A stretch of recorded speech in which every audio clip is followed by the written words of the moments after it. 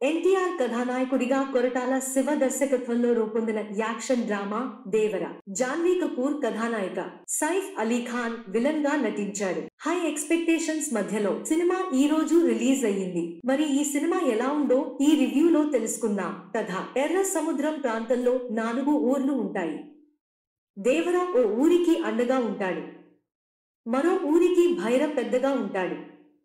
మిగిలిన 2 గ్రామాల వారితో కలిసి దేవర, భైర సముద్రంపై వచ్చే షిప్ లో దోపిడీ చేస్తుంటారు. కొన్నాళ్ళకి ఊహించని విధంగా దేవరకి, భైర బ్యాచ్ కి గొడవ జరుగుతుంది. అసలు దేవర దేనికి వారికి వ్యతిరేకంగా మారాడు? దేవర ఎవరికీ కనిపించకుండా పోవడానికి కారణం ఏమిటి?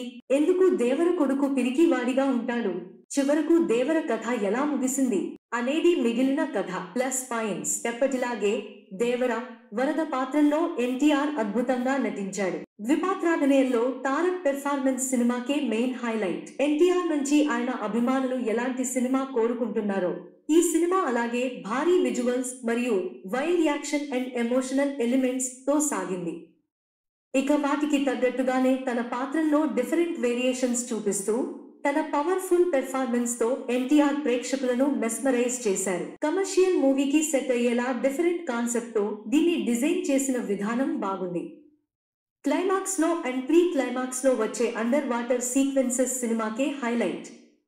ఆ వాటర్ సన్నివేశాల్లో ఎన్టీఆర్ నటన కూడా ప్రత్యేకంగా నిలుస్తోంది. ముఖ్యంగా షార్క్ షాట్స్ చాలా బాగున్నాయి. పైగా 90s పరిస్థితులకు అనుగుణంగా క్యారెక్టర్స్ పర్ఫెక్ట్ గా డిజైన్ చేశారు. కీలక సన్నివేశాల్లోని కలర్ టోన్ చాలా బాగా ఆకట్టుకుంది.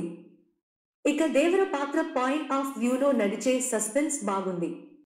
మైనస్ పాయింట్స్: బరువైన ఎమోషన్స్ తో, భారీ విజువల్స్ తో వచ్చిన ఈ హై యాక్షన్ ఎమోషనల్ ఎంటర్టైనర్ చాలా వరకు బాగా ఆకట్టుకున్నా.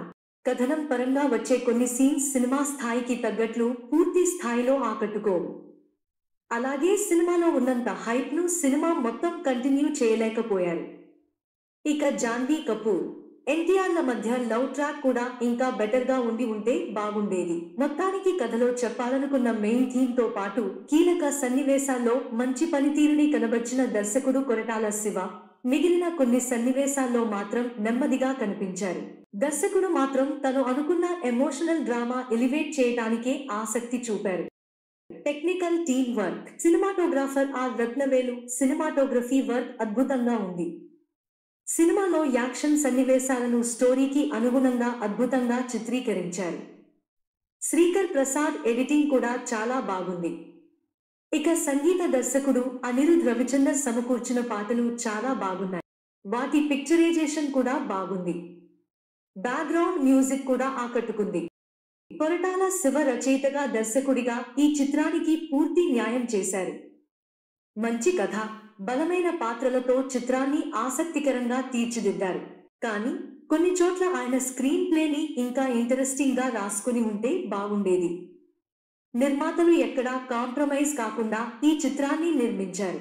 వారి నిర్మాణ విలువలు అద్భుతంగా ఉన్నాయి. విజువల్ వండర్ గా సాగిన ఈ ఎమోషనల్ యాక్షన్ డ్రామాలో వైల్డ్ యాక్షన్ సీక్వెన్సెస్ తో పాటు ఫీల్ గుడ్ ఎమోషన్స్ కూడా చాలా బాగున్నాయి.